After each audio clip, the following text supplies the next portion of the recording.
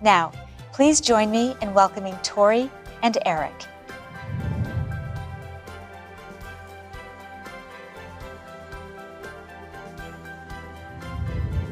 Thank you for that kind introduction, Dean James. Hi, Tory. It's so great to have you with us here today. Fashion icon, successful entrepreneur, Penn grad, the list goes on and on.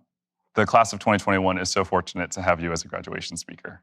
Thank you so much, Eric. I'm so happy to be here today, and I miss Penn. I miss all of it.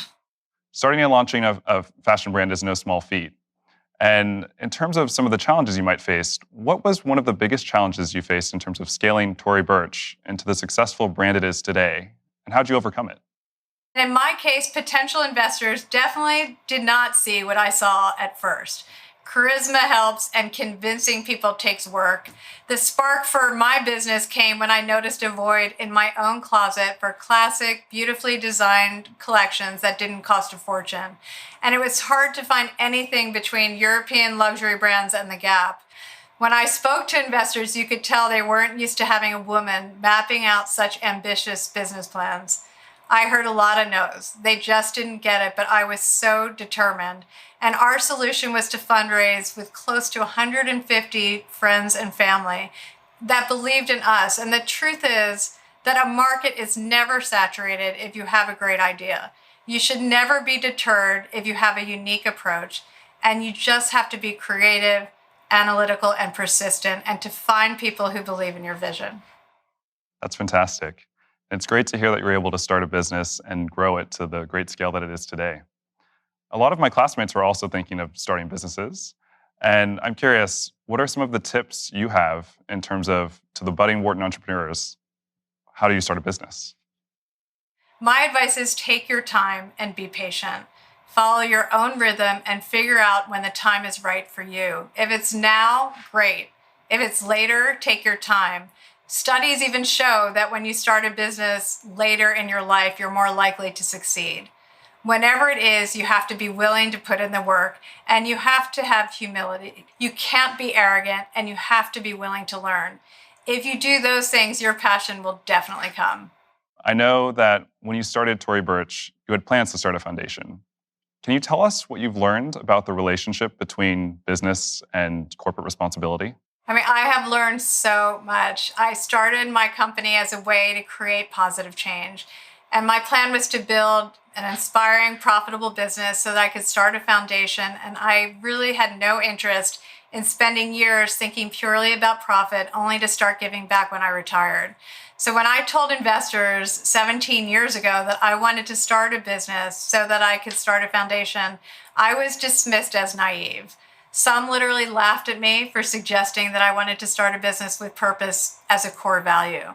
And one investor in particular, who is a friend still, thought it was ridiculous and said I should never mention business and purpose in the same sentence ever again. And obviously that made me more determined. So today we consider ourselves an activist brand and driven by a mission to empower women that's expressed through our products, our actions, and how we give back.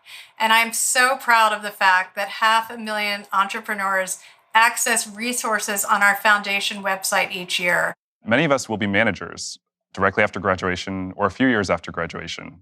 And what guidance would you have for managers in terms of encouraging their team to embrace ambition? As of today, all of you will leave here with an education from one of the finest schools in the world. You will have a degree that says to people that you are one of the best and that you were part of a select few that graduated from Wharton, the most prestigious business school in the world. That's a big deal. But I just want to ask you one favor. Please never act like you're the smartest person in the room. Please don't act like you have nothing left to learn. Please don't overlook people who don't have an elite degree. And my husband always says, who is a fellow Wharton graduate, you cannot build a company by yourself. Wherever you go, be the kind of leader that other people want to believe in. A year from now, what do you believe is one thing that you hope to carry forward into the next year? I think you all have learned, especially as Wharton graduates, that the term cash is king. And in a crisis, you have to plan for the worst. You know that there will be some sort of crisis every few years. But I was thinking about it, and if cash is king, I think the pandemic has reminded us that culture is queen. And what do I mean by culture? It means defining the values you believe in, how you live those values through your behavior and actions.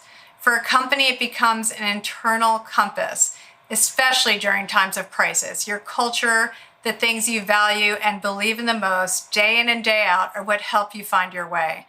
We led with honesty and kindness, passion and humility, integrity and compassion, and of course, we all need humor. That's what Culture's Queen means to me. Thank you very much for sharing your insights with me in the class of 2021, Tory. And I cannot wait to see what you all do next. Thank you.